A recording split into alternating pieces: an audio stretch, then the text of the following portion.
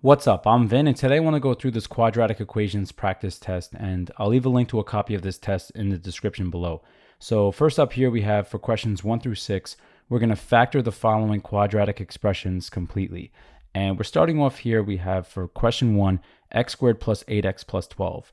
And to factor this, the first thing I notice is that we have an invisible 1 in front of the x squared. So the technique we could use here is we have to think of two numbers that have a sum of positive 8, and the two numbers also have to have a product of positive 12. So now if you think about the numbers, what you want to think about is the numbers that multiply to 12. So let's think of all the factors of 12. We have 1 times 12, we have 2 times 6, and we also have 3 times 4. And now we want to pick the pair that when we add them together, we get 8. So that's going to be the middle pair here, 2 and 6. So now we could factor this as x plus 2 times x plus 6. So here's our expression factored completely. And now if we want to check our answer to a question like this, what we do is we just multiply this out.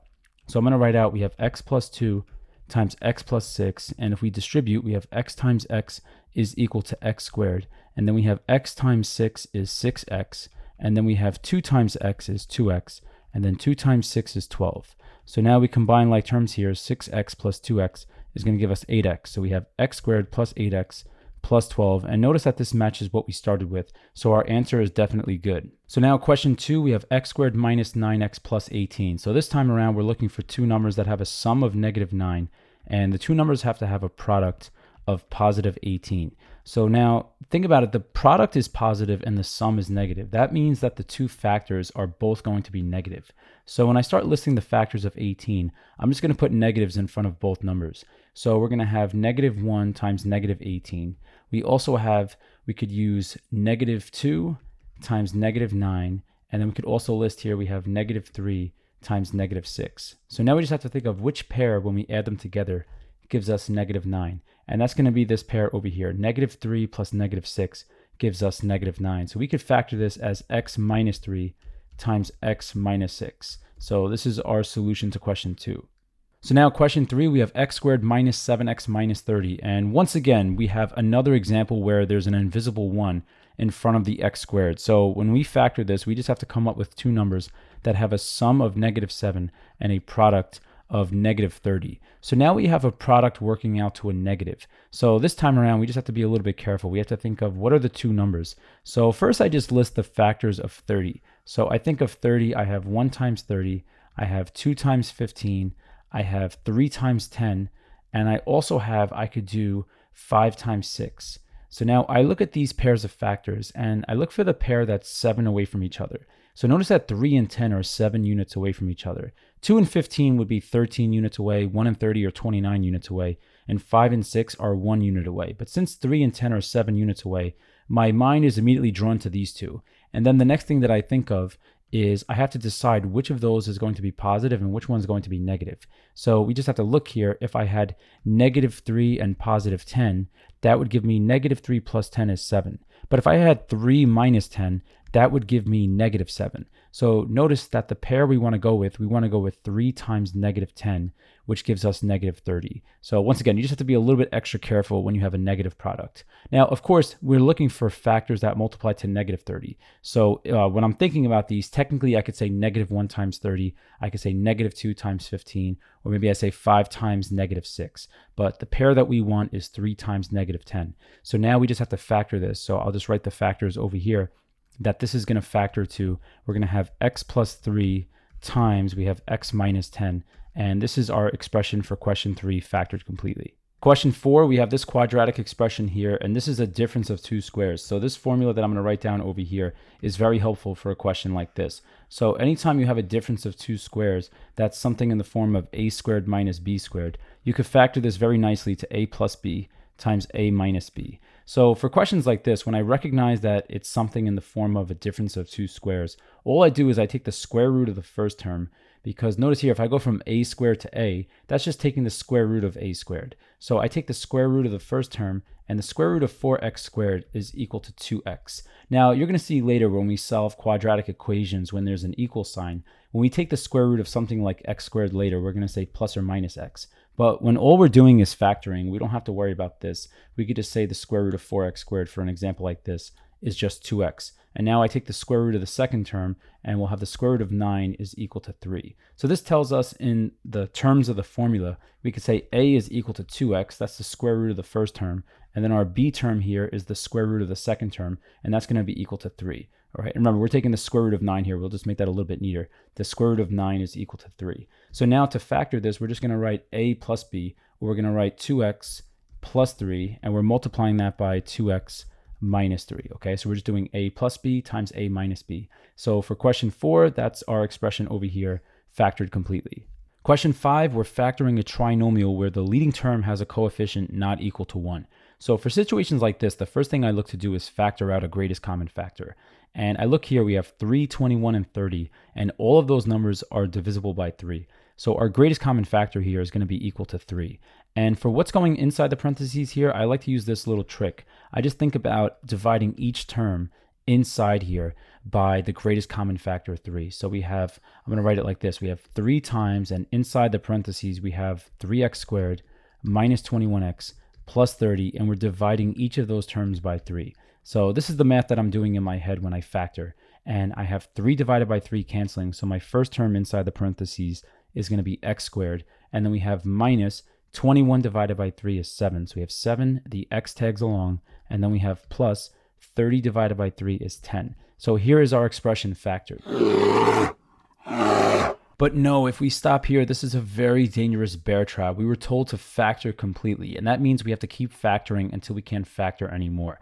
So now notice inside the parentheses, we have a quadratic trinomial, and the coefficient of the x squared term is equal to 1. So now we could use the same technique that we used in questions 1 through 3. So we have to come up with two numbers that have a sum equal to -7, and the two numbers also have to have a product equal to +10. So now we think of the numbers here, and the numbers that you want to think of are going to be -5 and -2, because if we multiply -5 and -2, we get +10, and if we add -5 and -2, we get -7. So now we can factor this a little bit more. This is going to be equal to, we have 3 times, and then we have x minus 5 times, we'll make this a little bit neater, we have x minus 5 times x minus 2. So our entire expression factored completely, we have 3 times x minus 5 times x minus 2. Question 6, the first thing we should try is factoring out a greatest common factor. But notice that 3, 17, and 24, their greatest common factor is 1.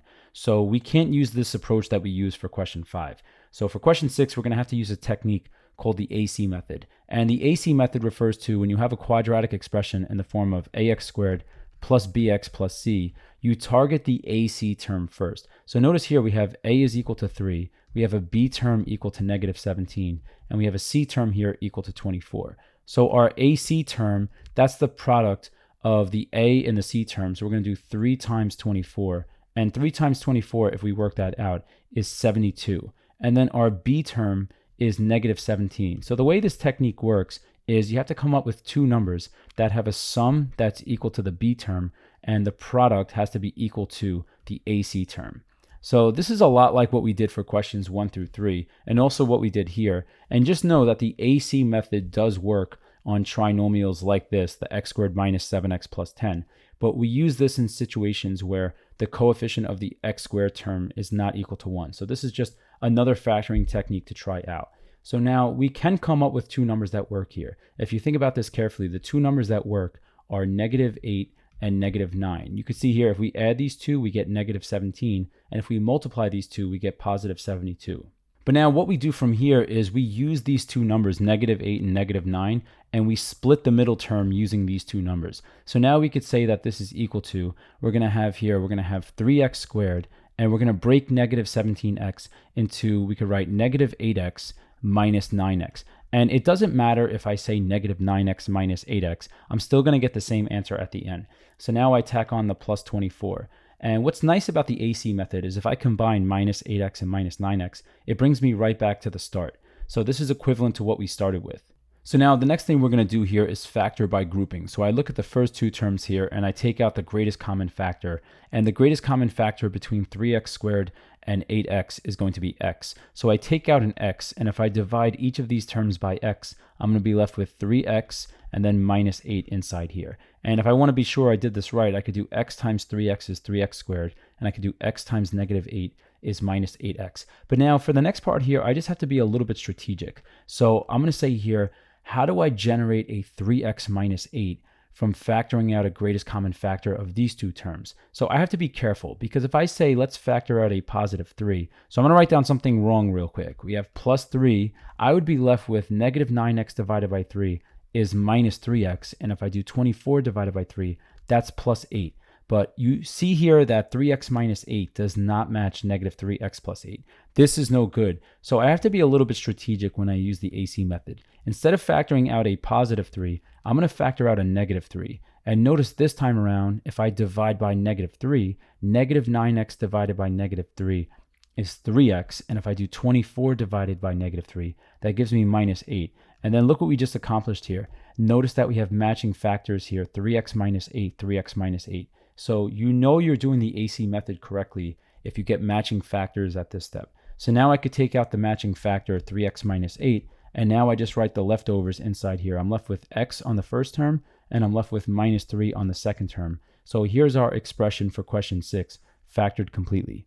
Now, one quick thing before we move on. Another way that we could check our answers to these questions is, let's say question 6. I'm going to go over to the y equals of the calculator, and I'm going to type in this expression. We have 3x squared. So I press 3, the variable button x, and the square button. And now we have minus, we have 17x, and then we have plus 24.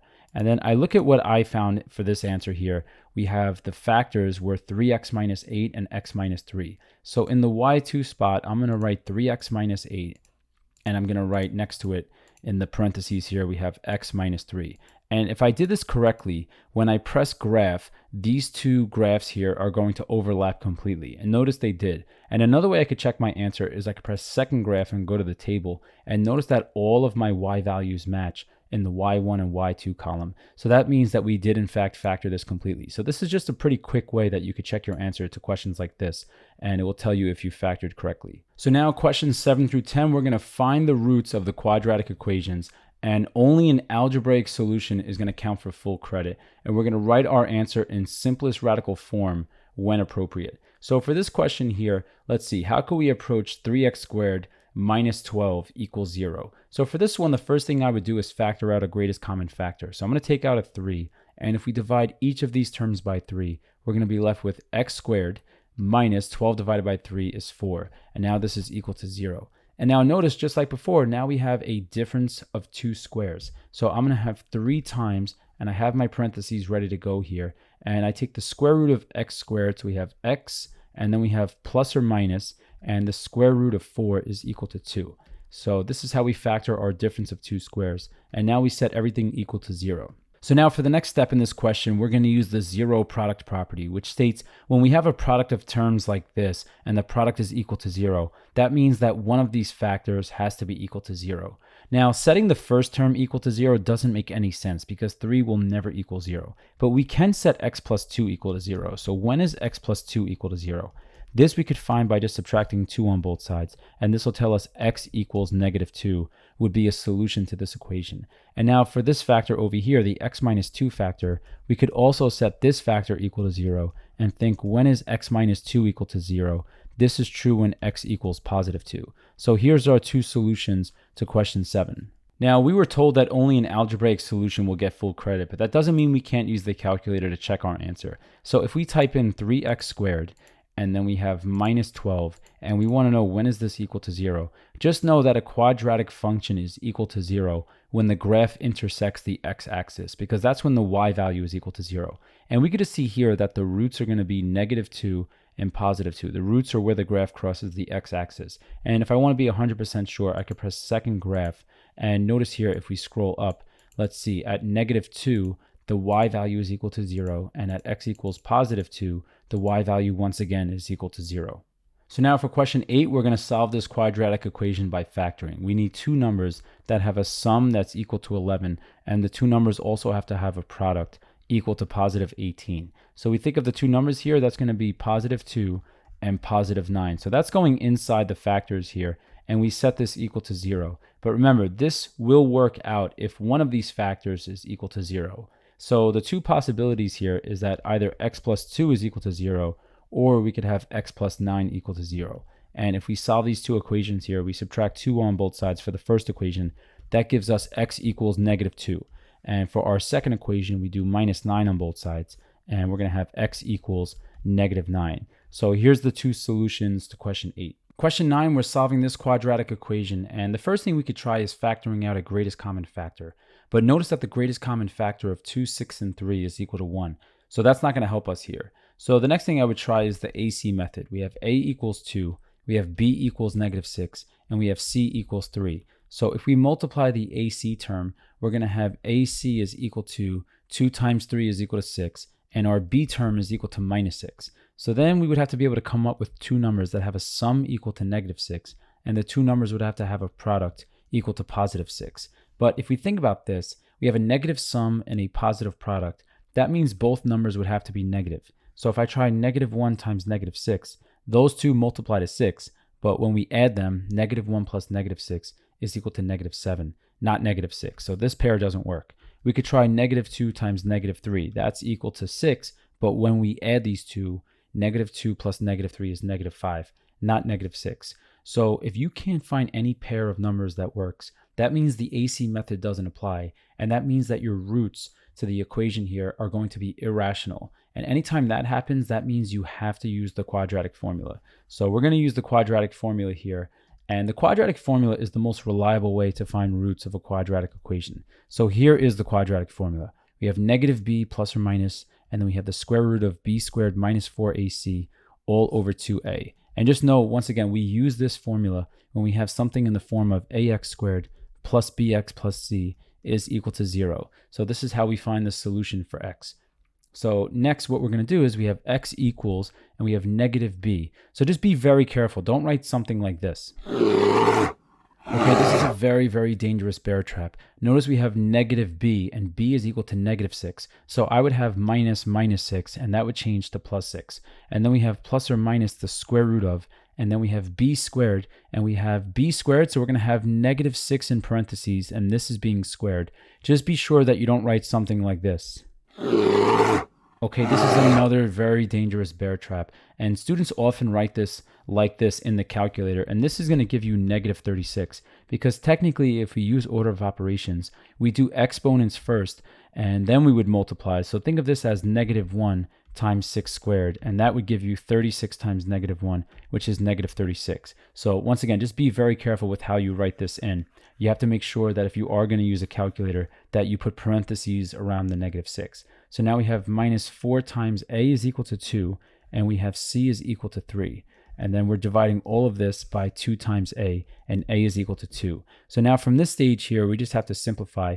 We're going to have x equals negative 6 simplifies to 6, and then we have plus or minus the square root of negative 6 squared is 36, and then we have minus 4 times 2 is 8, and then we have times 3 is 24, so we have minus 24 like this, and this is all over 4. Just know that if we wanted to simplify this, I could just type everything under the radical right in the calculator. So I could put parentheses negative 6, and then close the parentheses and square it, and then write minus 4, and then I have parentheses 2, and then parentheses 3. And this will simplify to 12 like we said over here. So remember, 36 minus 24 is 12, but we get the same thing if we type the entire string into the calculator. So now we can simplify this. We have x equals, and we have 6 plus or minus the square root of 12 all over 4. And now for this, we have to know how to simplify square root of 12. Square root of 12 breaks down to square root of 4 times the square root of 3. And then we chose these two factors because 4 is a perfect square. The square root of 4 is equal to 2, so this would be 2 square root of 3. So this simplifies. Now we have 6 plus or minus, we have 2 square root of 3, and this is all over 4. So now we'll just make space here. We just have to simplify a little bit more. What we could do is we could break this up into two separate terms here. So I have 6 over 4. I could divide the first term by 4, and then I write my plus or minus, and I have 2 radical 3 over 4 like this. So now this I would just reduce. So I would do here, I would divide the top and bottom by 2. So divide this and this by 2, and you're going to have over here we have x equals, and 6 divided by 2 is 3. So I have 3 over 4 divided by 2 is 2, and then we have plus or minus, and notice here that we have 2 over 4. If I divide this by 2, I get 1, and if I divide the bottom by 2, I get 2. So this would just simplify to, we would have square root of 3 over 2 like this. So here's the two roots to the quadratic equation. Now, one other thing I'm going to mention here is you can write the roots separately. You could say 3 over 2 plus the square root of 3 over 2.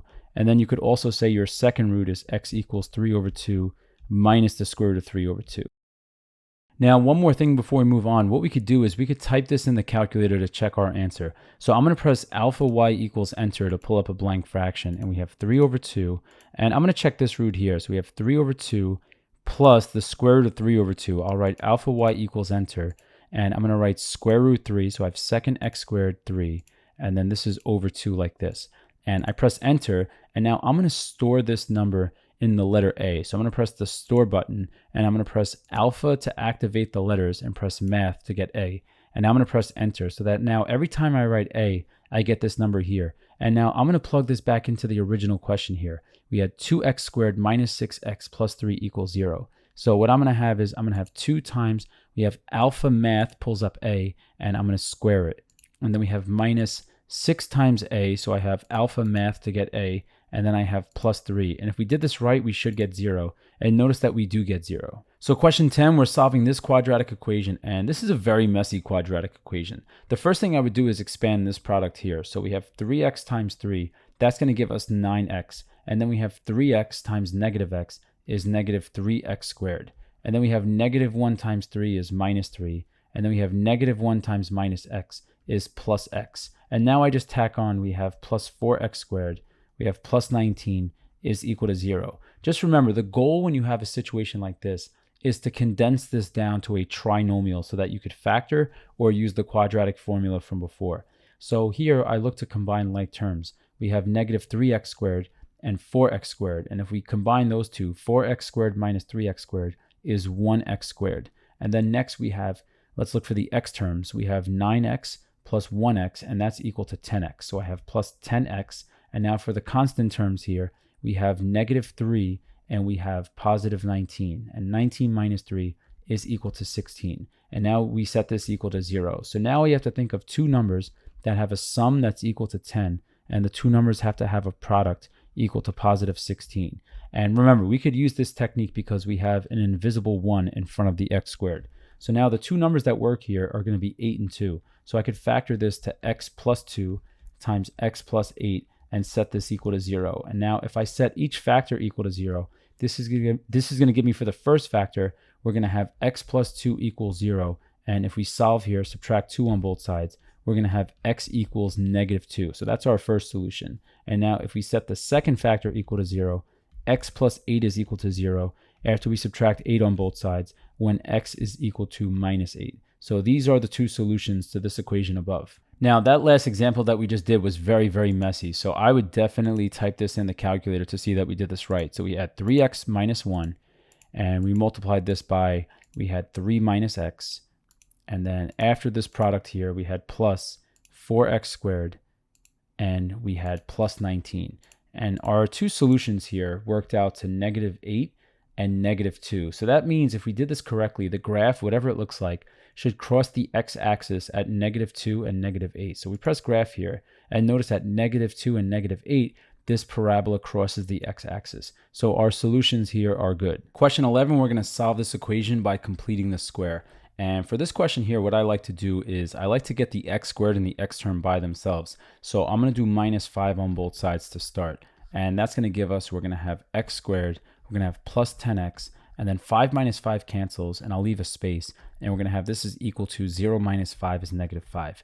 And now for this part here, we're going to complete the square. And the way this technique works is first you have to make sure you have a 1 in front of your x squared. And once again, I personally like to get my x squared and x term together. And what we think of is we think of the b term, and the b term here is 10. And what we're going to do is we're going to take 10, we're going to divide it by 2, and then we're going to square it. And if we do 10 divided by 2, we get 5, and 5 squared is 25. And then that's the number we're going to add to both sides that actually completes the square on the left side. And we're completing the square because if we factor this, the two numbers that add up to 10 and multiply to 25 are 5 and 5. So notice when we do x plus 5 times x plus 5, on the left side, we're going to get x plus 5 squared. So that's what we mean by completing the square, is it turns the left side into what we call a perfect square trinomial. So now on the right side, we have negative 5 plus 25 is 20. So we're just going to write equals 20 all throughout. And now to get rid of the square, we're going to do the square root of both sides. So this is going to give us, we're going to have x plus 5 is equal to the square root of 20.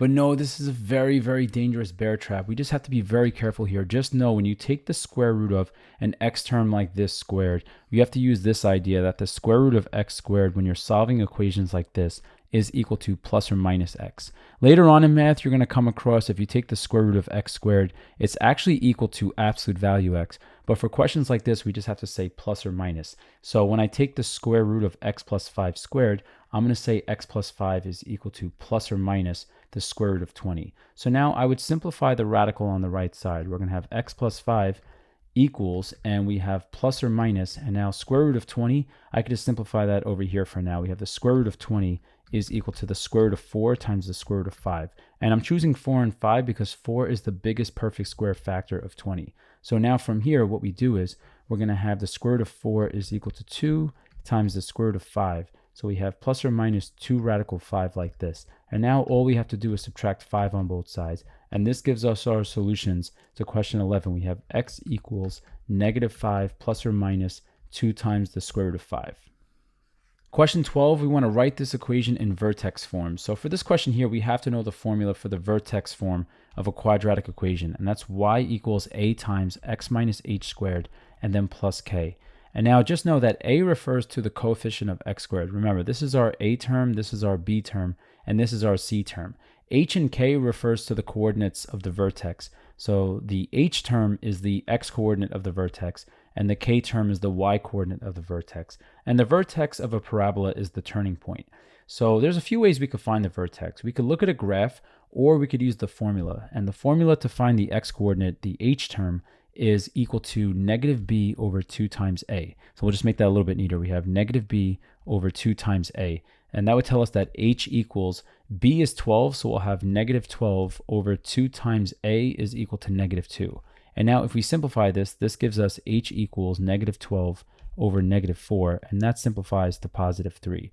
So our h value is equal to 3. And to find the y value here, what we could do is we could plug this into the equation. So if we plug 3 into the equation here and we want to find the corresponding y value, which we're going to label as k, we're going to have negative 2, and we're multiplying by, we have 3 squared like this, and then we have plus 12 times 3, and then after this, we're just going to tack on the minus 22. And if we work this out, notice this simplifies to negative 4. So once again, after we plugged in 3, it told us that our y value is equal to negative 4, and that represents our k term. So our k term is equal to negative 4. So now we have the coordinates for our vertex. It's going to occur at 3, negative 4. And if you wanted to be 100% sure here, what you could do is go to the y equals, and we could just type in that equation. We have negative 2x squared, and we have after this plus 12x, and then we have minus 22. And we claim that the vertex is going to occur at 3, negative 4. So if I press second graph and go to the table, notice here at 3, negative 4, this is where the y values start to repeat. So if I go here, notice that at 3, negative 4, if I go above and below, I get negative 6, then I get negative 12. So this is definitely the turning point. And if I press graph here, notice that at 3, negative 4, this is where the parabola turns. So once I find the vertex here and we have an a value equal to negative 2, we just plug everything into this formula. So we're going to have y equals, our a term is negative 2, and then we have x minus our h term here is 3. So I have x minus 3 squared, and then I have plus k. But notice k is negative 4. So I could say plus negative 4 like this, or I could just say all at once minus 4. So this would be our quadratic equation in vertex form. And now one last check before we move on. In the y2 spot, I'm going to write in that exact equation. We have negative 2, and then we have x minus 3 squared. So we have x minus 3 in parentheses squared, and then we have minus 4. And notice when I press graph here that this graph completely overlaps the other. And if I look at the table here, the y values are matching in both columns. So our equation is definitely correct. Question 13, we need to determine, are the solutions to the quadratic equation below rational or irrational? And we have to justify our answer. So for a question like this, we're going to use the quadratic formula. We have negative b plus or minus, we have the square root of b squared minus 4ac all over 2a. But what we're going to use here is we're going to use what's called the discriminant, and that's the term under the square root here. So the discriminant, the way it works is if we plug in our a, b, and c values, so we have an a value here equal to 1, our b value is equal to 8, and our c value is equal to 3. And if we plug into b squared minus 4ac, if we get something that's not a perfect square, then our roots are going to be irrational. If we get a perfect square, then that would mean our roots are rational, because let's say I had something like, I'm just going to make something up. If I had something like -3 plus or minus the square root of 16 over, let's say, 2. In a situation like this, I would have -3 plus or minus, and we have a perfect square. So that would simplify to something like 4 over 2. And if I split this up here, my two roots, I would have -3 plus 4 over 2, and I would have -3 minus 4 over 2. And notice this would give me 1/2, and this would give me -7/2. And notice these are both rational numbers, that we have integers on top and bottom. We don't have 0 on bottom. So these are rational roots, all because we had a perfect square under the square root. But if we get a square root of a non-perfect square, then that means we're going to have an infinite decimal with no pattern to it, and we would have irrational roots. So that's the idea behind this question, is we need to target the square root piece.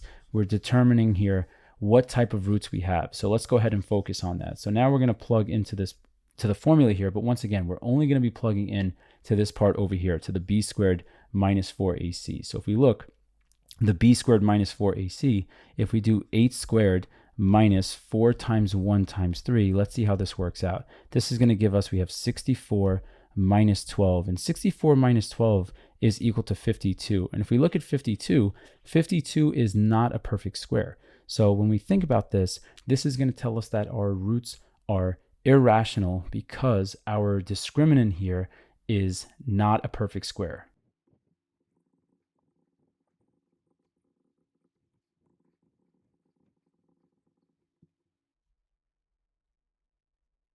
For question 14, we have f of x, and the first thing we want to do is graph f of x. So we can switch over to the calculator view here, and we'll clear out the equations from before, and we're typing in, we have x squared, and then we have plus 3x, and we have minus 5. So let's see what this thing looks like. So this is what our parabola should look like, but let's get a table so that when we do graph this, it's very accurate. So we're going to press second graph, and then this is the table that we're going to use. And just make sure that you're picking values that will actually fit on the graph. So notice here that 13 is too high, but these values here are going to be good for us to plot. So I'll just go ahead and plot these points here, and I'll start from -5, 5, and I'll stop at 2, 5.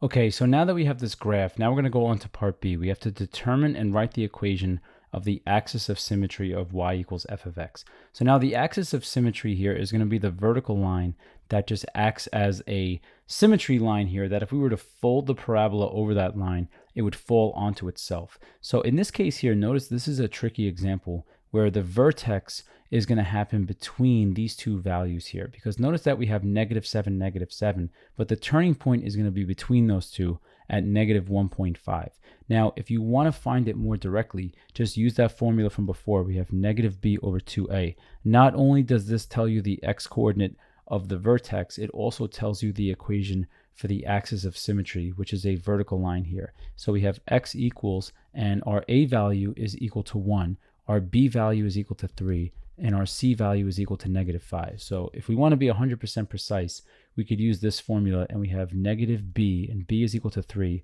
over 2 times a, and a is equal to 1. So if we have -3 over 2, this simplifies here. We could just leave this as x equals -3 over 2, or we could say this is equal to, we would have -1.5.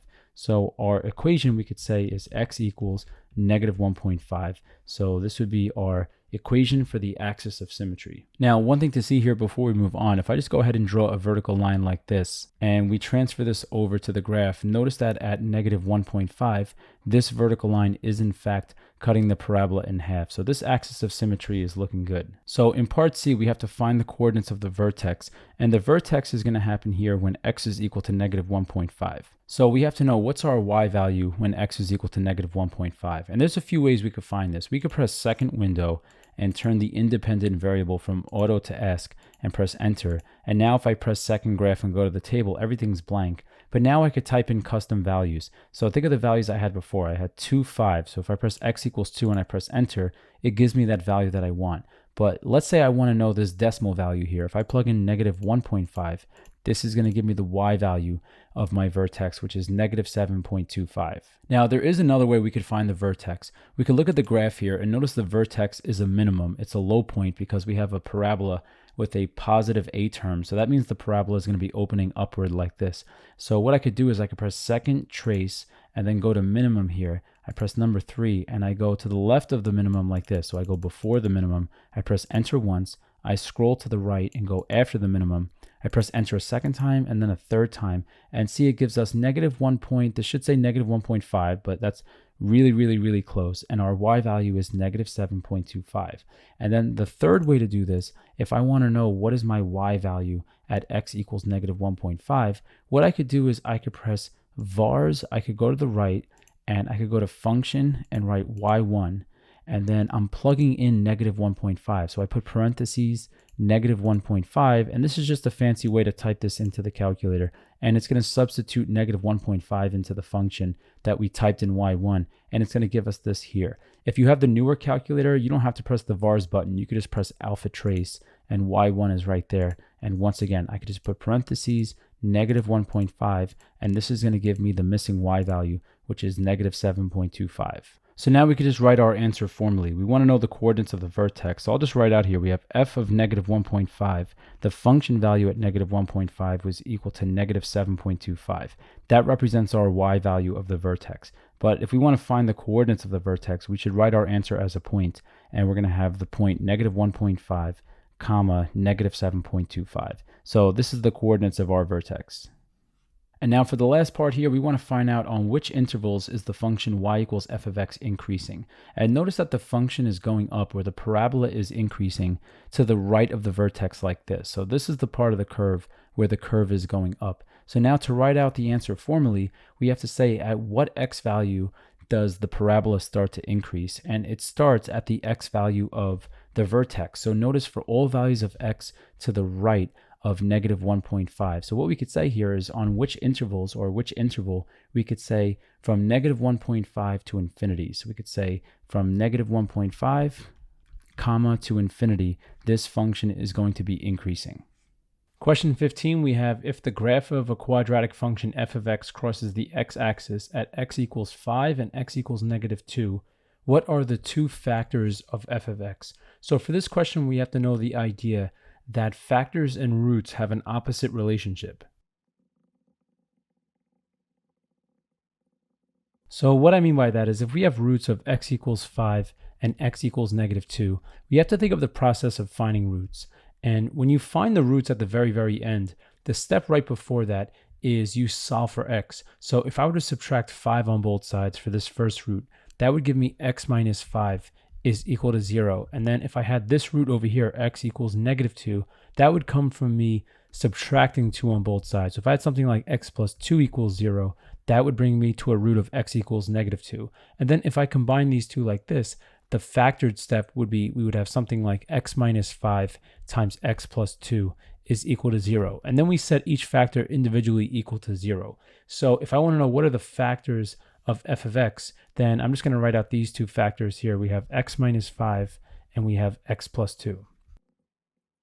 Question 16, we have if the factors of a quadratic function g of x are x plus 4 and x minus 1, what is the solution set for the equation g of x is equal to 0? So for a question like this, g of x is a quadratic function. So they're telling us that the factors of this quadratic function are x plus 4 and x minus 1. So if we want to know when is g of x equal to 0, we would factor g of x. So we could factor it as x plus 4 times x minus 1, and we're setting this equal to 0. So now if we want to know what is the solution set, we want to know which values of x make this equation true. So we could set x plus 4 equal to 0, and that's going to give us a root of x equals negative 4 after we subtract 4 on both sides. And then if we set the second factor equal to 0, we have x minus 1 is equal to 0. And after we add 1 to both sides, we're going to know that this is true when x equals positive 1. So the solution set here, I'll just write it as a combined solution set. We have x equals, and then we have negative 4 and positive 1. So this is our solution set for g of x equals 0. Question 17, we're going to solve this quadratic linear system of equations. And notice that we have two equations here that are in the form y equals. So that means we could just set these equations equal to each other. So we're going to say x squared, and then we have minus 3x minus 1 is equal to, and then we have negative 3x plus 3. So notice we have an x squared on the left. So that means in a situation like this, we want to move everything to one side and we want 0 on the other side. So we could start by doing plus 3x to both sides. So we're going to do plus 3x on both sides, and notice that minus 3x plus 3x cancels on both the left and right sides. So now we have x squared minus 1 is equal to, and then we have positive 3 left. So now we could do minus 3 on both sides like this. So now our resulting equation, we're going to have x squared minus 4 is equal to 0. And now notice that we have a difference of 2 squares. So now we're going to write this part over here. We could factor this as x plus 2 times x minus 2, and we set this product equal to 0. And now we just have to think here, when is x plus 2 equal to 0? X plus 2 is equal to 0 when x is equal to negative 2. And then if we set the second factor equal to 0, we have x minus 2 is equal to 0 when x equals positive 2. But just remember, when you're solving a system of equations, you need to find your solution in the form x, y. So we have to take these values of x and plug it back into one of the equations. It's going to be easier to plug it into the linear equation here. So let's go ahead and do that. When x equals negative 2, y is equal to, we have negative 3 times negative 2 and then plus 3. So that's going to give us y equals, and this is going to give us negative 3 times negative 2 is 6, plus 3 is equal to 9. So our first solution here is going to be the point negative 2, 9. And now we look at our second solution. We have x equals 2. That's going to give us y equals, and we plug into that linear equation again. We have negative 3 times 2 and then plus 3. And that's going to give us negative 6 plus 3, which is negative 3. So our second solution here is going to be the point 2, negative 3. So here's our solutions to the system of equations we have above.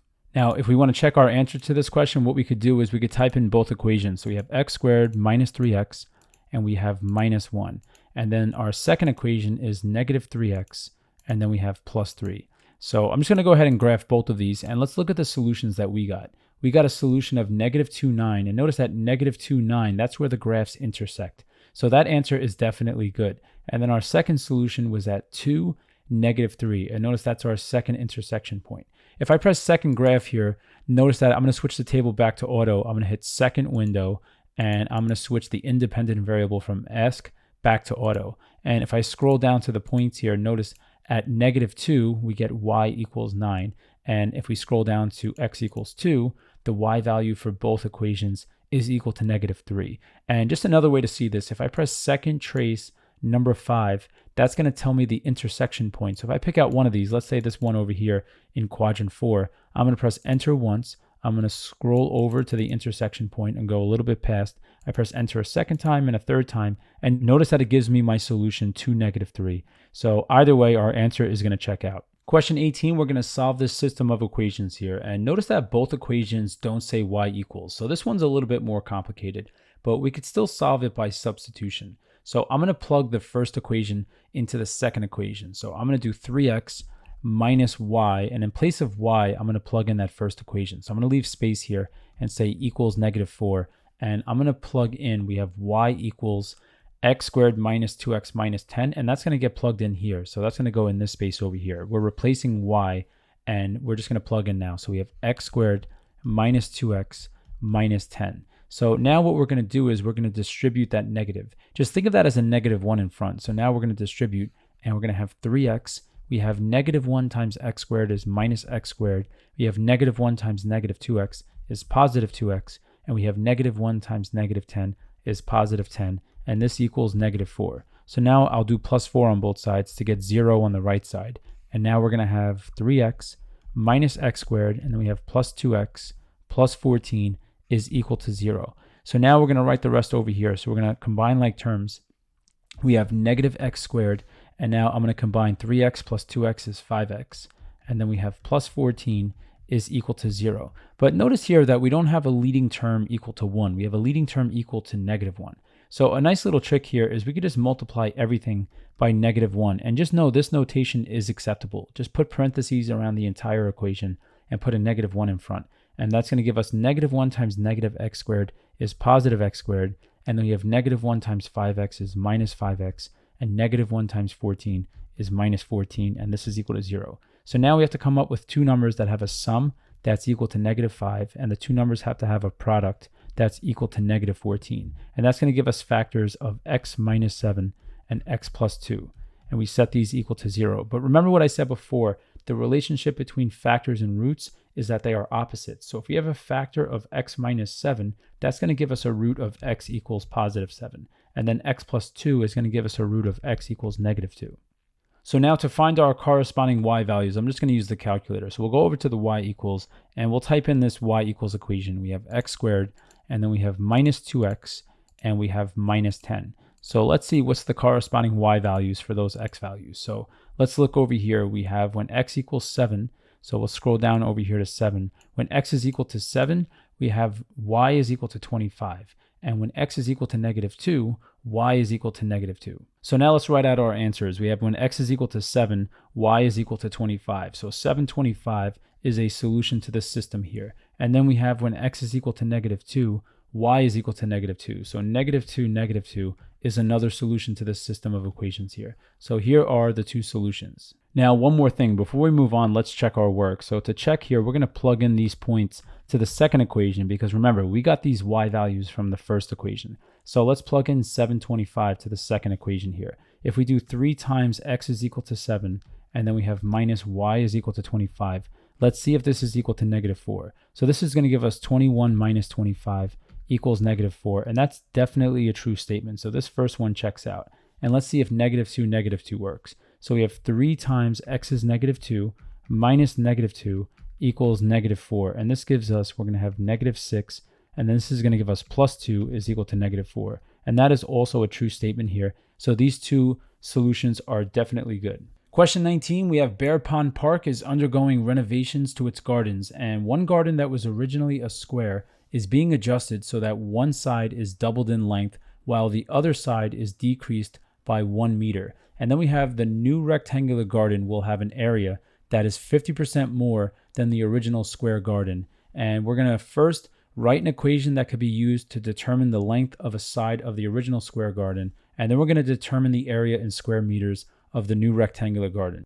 So to answer these questions, the first thing we should do is draw this out. So we're going to have our first garden here before the renovations is a square. So here's our square garden, and that means we can label these two sides over here with an X because remember, with a square, all the sides are equal in length. But then this garden, there's renovations done on it, and the new garden after the renovations is going to be in the shape of a rectangle. And then they tell us that one of the sides is doubled in length. So let's say the bottom side is doubled in length, and that means we could do x times 2, and that's 2x. And then the other side is decreased by 1 meter. So that means this side over here, let's say, is x, and then decreasing it by 1 meter, we could say minus 1. And now we're talking about the areas of the gardens. So since we have a square garden here, the next thing I would do is write the area on the inside. So to find the area of a square garden, we could do x times x, and that's x squared. And we'll worry about the units at the very end. We're measuring in meters here. So at the end, we're going to measure the area in square meters.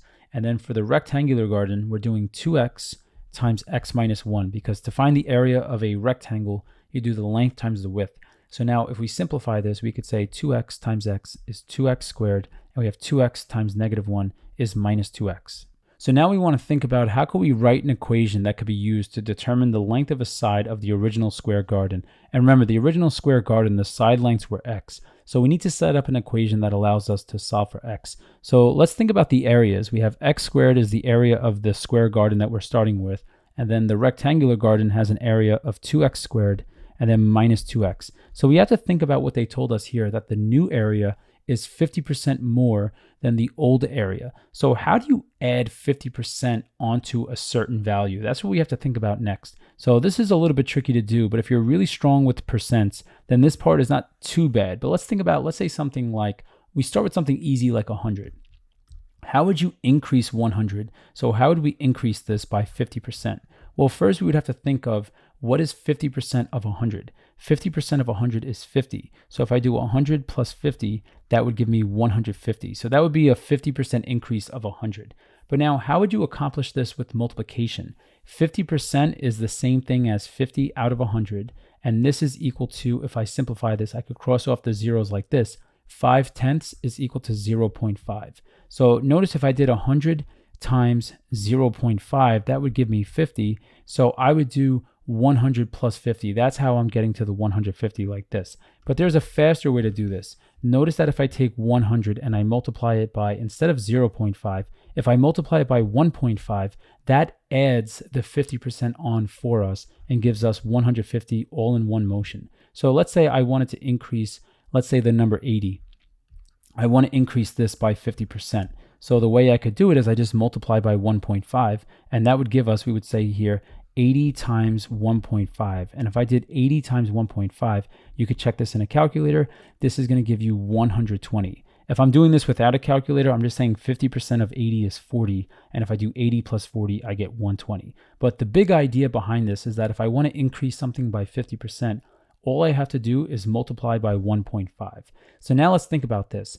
The area increases by 50%. So that means if I multiply the old area by 1.5, that's going to allow us to set it equal to the new area. So now we just have to solve for x. So we're going to do minus 1.5x squared on both sides. So we have minus 1.5x squared. And on the left side here, these terms cancel out and we have 0 equals. And if I do 2 minus 1.5, that's going to give me 0.5. And then I tack on the x squared and I have minus 2x. Now you might be looking at this and thinking like, oh no, 0.5, I don't like working with decimals. So a nice little trick here to get rid of this decimal is we can multiply everything in this equation by 2. Because if you think of it, if I multiply 1/2 or 0.5 by 2, that's going to give me 1. So now in my new equation, I'm going to have 2 times 0 is equal to 0. And then I have 2 times 0.5 is 1. And I could just say 1x squared or just x squared. And then I have minus, and I do 2 times 2x is 4x. So now we'll just make space and then we'll solve that quadratic equation out. So let's think about this now. How are we going to solve this quadratic equation? So to solve this quadratic equation, what we could do is just factor out a greatest common factor. So we could take out an x. So we have 0 equals, and we factor out an x. And then our leftovers here, if I divide x squared by x, I get x. And then I have minus 4x over x is equal to 4. So now I set each one equal to 0, each factor. And if I set x equal to 0, this doesn't make sense, because if I have a garden that is 0 units long, that means it's like the garden just doesn't exist. So this answer we would just reject right away. But if we set the second factor equal to 0, x minus 4 is equal to 0 when x is equal to 4. So now let's plug this back in and see if it checks out. So our first garden was a square and the side lengths were 4 meters long. So now I'm going to write the units, and we have 4 meters like this. And if I do 4 meters times 4 meters, that's going to give us 16 square meters like this. So that's the area of the first garden. And then the new garden is a rectangle, and they told us that this side down here was doubled. So if I double 4 meters, that's going to give me 8 meters. And if I decrease 4 meters by 1 on this side, that's going to give us 3 meters. And then we look here, 8 times 3 is 24. And if I do meters times meters, that's square meters. And now if we look at this, is 24 16 increased by 50%? And if I just do the math off to the side here, if I do 16 times 1.5, this does equal 24. So these values all check out. So now we can just write out our answer formally. Question 20, our last question. We have Ironfoot Felicia is the strongest kicker on her soccer team. And one day at practice, Felicia showcased her power, kicking a soccer ball in such a way that the path of the ball could be modeled by the function h of x given here, where x is the horizontal distance from Felicia's kick and h of x is the height of the ball when both are measured in feet. And the first thing we're going to do on the set of axes below is graph the function y equals h of x over this interval. So let's go over to the y equals, and now we could type in h of x. We have negative 1 over 300. So for the fraction, I'm going to press alpha y equals enter, and we have 1 over 300. And then after the fraction, we have x squared. So I'm going to press the right arrow to get out of the fraction, and then we press x squared. And then we have plus 4/5 x. So I press alpha y equals enter again, and we're going to have 4 over 5. And then I press the right arrow to get out of the fraction, and then times x. But notice when I press graph here, we can't really see what's going on with the path of this ball that Felicia is kicking. And the reason is that the interval they told us to graph this on was from 0 to 240. So the first thing I would do is go over to the window, and I would change the x minimum to 0, and I would change the x maximum to 240. But notice now when we press graph that this time around, we could see the ball landing over here, but we can't see the maximum height of the ball. So another thing we could do is if we press second graph, notice it's going to take you a really long time to scroll to 240. So a nice little trick is you could press second window, And maybe instead of counting by ones, delta table tells you what you're counting by. And in standard mode, you're counting by ones. And I'm going to start the table at 0, and I'm going to count by tens. And let's see what happens here. So I press second graph to pull up the table, and now we're counting by tens. And notice this time around, we're going to get to 240 much, much faster. So these values are going to be pretty good for us. But let's see, what's the maximum height of the ball? So we could see about here at about 120, the maximum height here is looking like 48 feet. So now what we could do is we go over to the window, and I'm going to set the Y maximum. I'm going to go a little bit higher than 48. So let's say I go up to 55. And now I press graph, and now I could see the entire path. So I'm going to borrow the table of values that corresponds to this picture here. So we press second graph here to go to the table. And we're going to, once again, we're going to borrow values here. That's going to give us a clear idea of all the significant points in the table. Now, if I really want to pick good values, notice these decimal values are going to be really annoying to graph. But notice that all of the integer values I get occur at, let's see, we have x equals 30, y equals 21. We have x equals 60, and y is equal to 36. So all the multiples of 30 are giving us nice points for us to plot. So what I would do in this situation here is I'm going to press second window one more time. And instead of counting by tens, let's count by 30s. And let's see what happens this time around. I press second graph. And now notice that I get all the values that I need from 0 to 240. I get all of the integer values that I could plot nicely on the graph. So now I'm going to plot these points from 0 to 240, and I'm going to count by tens along the x-axis, and I'll count by fives along the y-axis.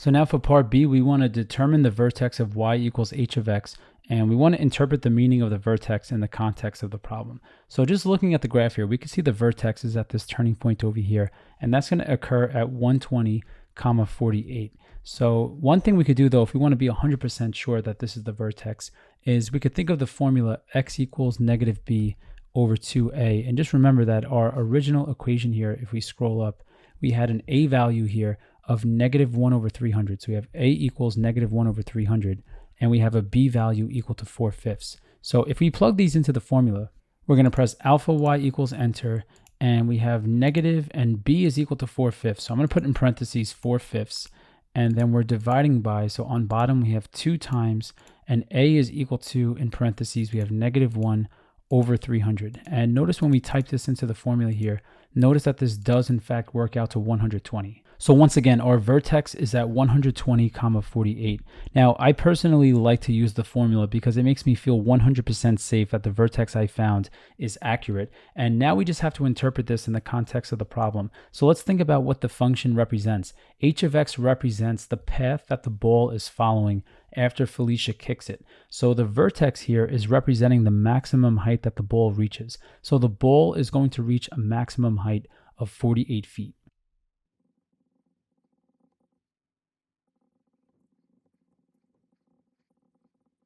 So now for part C, the last part of this question, we have Coach Vin is standing 77 yards ahead, directly in line of the path of the ball, and Coach Vin is currently on his cell phone, not paying attention. And if Coach Vin is 6 feet tall, will the ball hit or safely clear him? And we have to justify our answer. So for this question, we have to be mindful that in the beginning of the question, we were told that both the x and y axis are measured in feet. So that means that the 77 yards that they're giving us here, we have to convert this to feet. So what we're going to do is we're going to do 77 yards, and we're going to multiply this by 3 feet over 1 yard like this, okay? And I'm just going to write this so that the units match exactly. So we have 1 yards and then 77 yards. I know that's not grammatically correct, but that's just going to show that the units are canceling. And then if we do 77 times 3, that's going to give us 231 feet.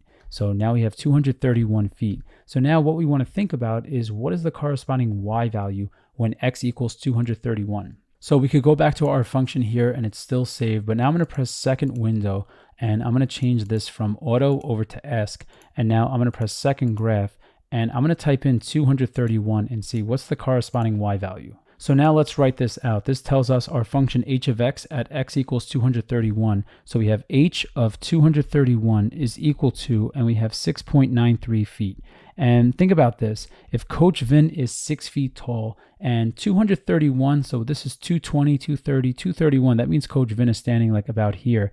We think about what's the height the ball is going to reach at this location. It's going to reach a height of 6.93 feet. So that's going to be the Y value here. And think about it, Coach Vin is only 6 feet tall. So is the ball going to hit him or safely clear him? Well, 6.93 feet is definitely greater than 6 feet, which is the height of Coach Vin. So this ball is going to safely clear him because the height of the ball at 231 feet along the X direction here is at 6.93, which is greater than 6.